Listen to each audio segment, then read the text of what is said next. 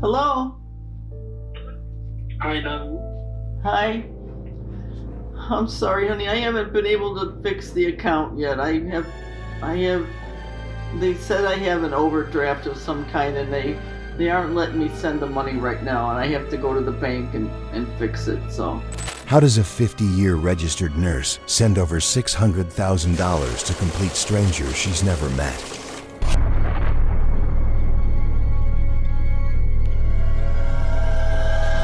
Vivien, a grandmother of 5 from California, thought she'd found true love not once, but twice online. Instead, she became the victim of one of the most sophisticated romance scam operations ever documented 7 years after losing her husband of 45 years. Vivien was ready to love again. At 72, this emergency room nurse had dedicated her life to caring for others, her patients, her 2 daughters, and especially her 5 grandchildren, who she shuttled between baseball games and dance recitals. But loneliness crept in. She joined Zeus' dating site, scrolling through profiles for weeks without interest. Then James appeared. 6'2", silver hair, piercing blue eyes. He looked exactly like her type.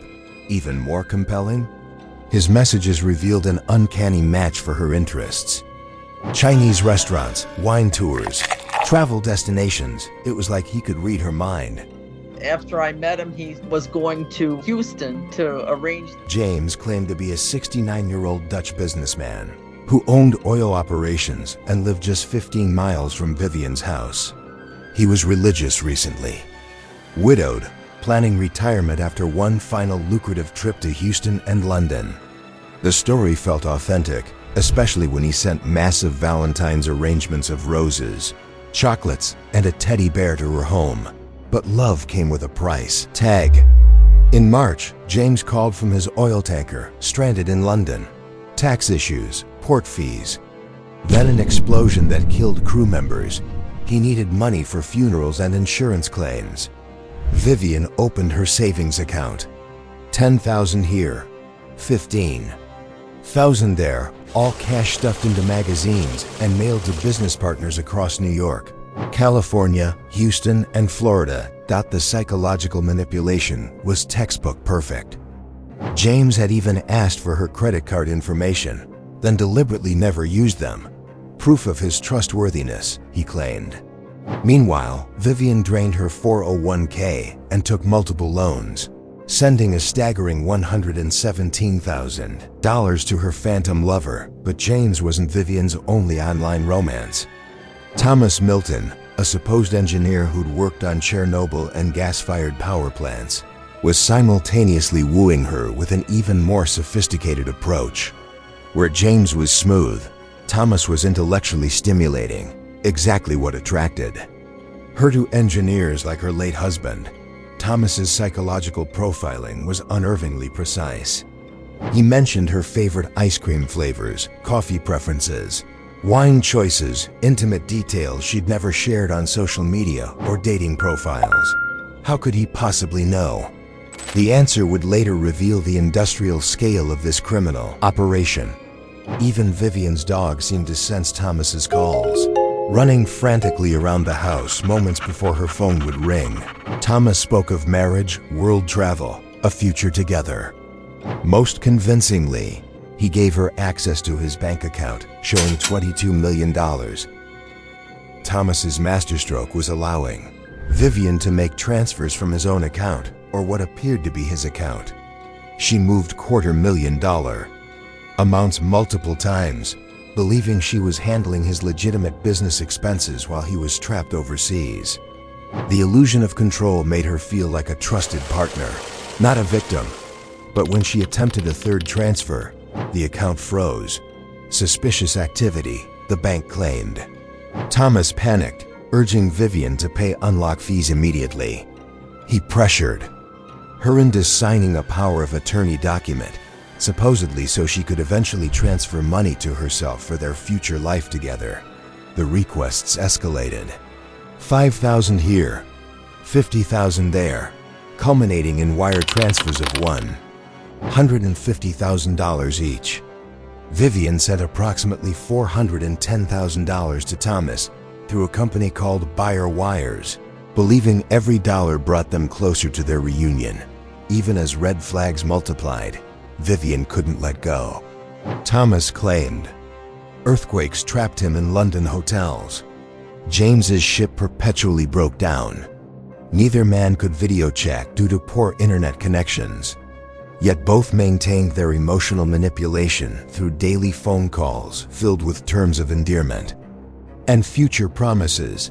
When social catfish investigators arrived at Vivien's California home, the evidence was overwhelming. Shipping receipts, wire transfer documents, cryptocurrency exchange records through CoinMe. Over $600,000 had vanished into an international criminal network. Hi, Nani. Hi. I'm sorry, honey. I haven't been able to. The investigation revealed the industrial scale of this operation. Both James and Thomas were fabricated identities using stolen photographs from innocent men named Daniel and Tom, whose social media pictures had been harvested to create convincing personas. The real men had no knowledge their likenesses were being used to devastate lives across America. But investigators found something unprecedented, a complete financial trail. Every wire transfer to Buyer Wires was being used to purchase luxury vehicles at auction houses. Cars were then exported overseas, leaving a paper trail of VIN numbers, bills of lading, and shipping records that law enforcement could follow directly to the criminals. Working with the economic and financial crimes commission in Nigeria, investigators traced the vehicle purchases and export shipping manifests. For the first time in Vivien's case, the perpetrators couldn't simply vanish into digital anonymity. Vivien's story represents just a fraction of romance fraud's devastating impact. Research reveals victims lose over $1.3 billion annually in the United States alone, with global losses exceeding $535 billion when accounting for unreported cases. These aren't isolated incidents. They're the product of transnational criminal enterprises using AI-generated personas, cryptocurrency laundering, and sophisticated psychological manipulation techniques. Romance scammers exploit fundamental human needs for connection, employing love bombing and intermittent enforcement patterns that create genuine neurobiological addiction in victims. Brain imaging studies show romance scam survivors display altered romantic processing, similar to post-traumatic stress disorder, explaining why victims like Vivien maintain emotional attachment even after discovering the deception. The criminal ecosystem operates through 4 stages: psychological conditioning, advanced technical infrastructure using AI and cryptocurrency, international organized crime networks across jurisdictions, and systemic regulatory failures that enable perpetrator anonymity while leaving victims without recourse. Today, Vivien continues her recovery journey. Though her savings are gone and loan payments continue, she's found support through specialized romance fraud therapy programs and peer support groups. Her case demonstrates why comprehensive reform is needed: enhanced international cooperation, mandatory dating platform verification standards, and cryptocurrency exchange compliance with anti-money laundering frameworks designed specifically for romance fraud patterns. For investigators tracking down her stolen funds, success depends on the Nigerian authorities' ability to locate the luxury vehicles purchased with her life savings.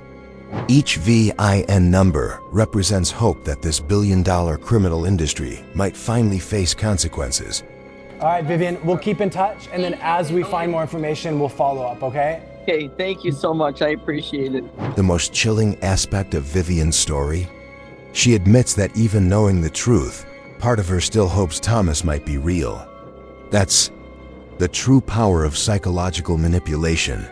It survives even absolute proof of deception.